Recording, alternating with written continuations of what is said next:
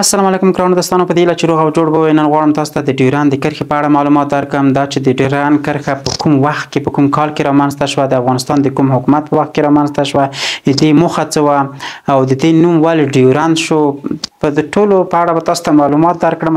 لومړی به تاسو ته په نقشه کې د ډیورند کرښه در وښیم، بیا به وروسته خبرې پرې وکړو. تاسو ته بهتره معلومه ده دا د افغانستان نقشه ده. افغانستان ته یو موټی افغانستان هم وایي، ځکه یې د شکل یو موټي ته ورته دی.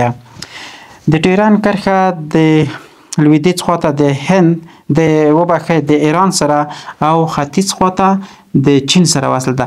دغه چې تاسو وینئ دا دوستانو دا د ډیورند کرښه ده چې د افغانستان د حکومتونو د خوا په رسمیت نه ده پیژندل شوې، بلکې دواړو خواو ته د میشتو قومونو د خوا هم په رسمیت نه ده پیژندل شوې، ځکه همدغه کرښې موږ ته ډېر تاوانونه راپېښ کړل. یو قوم سره بیل کړو، پښتون سره بیل کړو، نور قومونه هم سره بیل کړل، سره نیم کړل، فامیل سره نیم کړلو.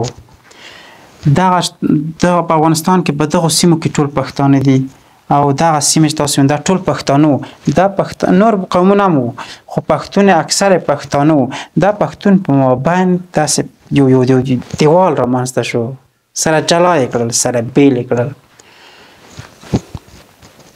دا تړون په کوم وخت کې رامنځته شو؟ دا په 1893 زیږدیز کال کې تړون په 1893 زیږدیز کال کې د امیر عبدالرحمن خان او د بریتانوي هند ترمنځ دا د ډیورند کرښه تړون لاسلیک شو او د دې موده د 100 کلونو دپاره وه چې اوس تقریبا 130 کاله وځي، یعنې 10 کاله اضافه هم د دې ووتل، خو بیا هم دا سیمې زموږ د افغانستان د واک لاندې نه شوې. بل په دې کې 7 مادې په دې تړون کې په هغه کې یو شرط دا و چې د امیر عبدالرحمن خان به د کرښې دې خواته د بریتانوي هند په سیمو کې لاسوهنه نه کوي، بریتانوي هند به د کرښې دې خواته لاسوهنه نه کوي. او بل د ولې بریتانوي هند وایي په هغه وخت کې دلته هند و، پاکستان نشته و، پاکستان اصلا په نقشه کې نشته و، د پاکستان نوم نشته و، دلته هند و. هغه وخت کې انګلستان د هند اشغال کړی و، نه ځکه برېټانیا اشغال کړی و، دلته ځکه برېټانوي هند وایي. برېټانوي هند نه غوښتل دې خواته روسیه په واک کې وه چې روسیه دې خواته پرمختګ وکړي، نو ځکه دلته یوه کرښه رامنځته کړه. یعنې داسې ویل کېږي، داسې نور موخې هم شته چې دا ولې رامنځته شوله. یوه موخه دا هم ده چې په پخوا وخت کې د انګلستان سره پښتنو ډېر جنګونه ورکړل، ډېر تلفات یې ور واړول، ډېر کسان ور مړه کړل، نو ځکه د غچ اخیستلو دپاره شاید کیدای شي چې دوی دغه کرښه د دغه پښتون د قوم په منځ کې دا کرښه یعنې دوی دواړه سره نیم کړل. او په دې کې رښتیا هم چې یو غچ واخیستلو او لږ څه سره بې اتفاقه هم کړلو، کمزوري کړلو. په حقیقت کې دوی هدف دا و چې دا قوم سره کمزوري کړي، ځکه چې دا یو قوي قوم و، اوس هم قوي دی خو لږ څه کمزوری شولو. بل دا چې دا کرښه د چا د خوا په رسمیت پیژندل شوې، چا د خوا نه ده پیژندل شوې. زه به تاسو ته ټول تشریح کړم. لومړی دا چې د ظاهر خان په وخت کې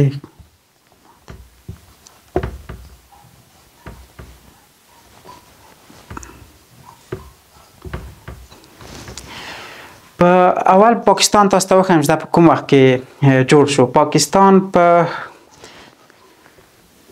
1947 زیږدیز کال کې جوړ شو. په 1947 کال کې پاکستان جوړ شو. په هغه وخت کې محمد ظاهر شاه د افغانستان پاچا و. افغانستان لومړنی هیواد و چې په هغه وخت کې په ملګرو ملتونو کې د پاکستان غړیتوب نه منلو. محمد ظاهر شاه په هغه وخت کې همدغه د ډیورند موضوع بیا هم راپورته کړله چې دې ته باید خاتمه ورکړو، یعنې د محمد ظاهر شاه هم په رسمیت نه پیژندلو. بیا وروسته سردار محمد داود خان سردار محمد داود خان هم مخالفت ورسره وښود او د په رسمیت ونه پیژندله. نه تنها چې په رسمیت نه پیژندله یعنی ورسره قبول یې نه کړله بلکې لږ و چې دواړو د پاکستان او د افغانستان ترمنځ یوه شدیده جګړه رامنځته شي. بیا وروسته سره موضوع لږ څه پیکه شوله. بیا نور محمد ترکی د حاکمیت په وخت کې د هم د موضوع رد کړله یعنی د په رسمیت نه پیژندلو. بیا حفیظ الله امین هم دا رد کړله. ببرک کارمل هم رد کړله په رسمیت نه پیژندله. وروسته ډاکټر نجیب الله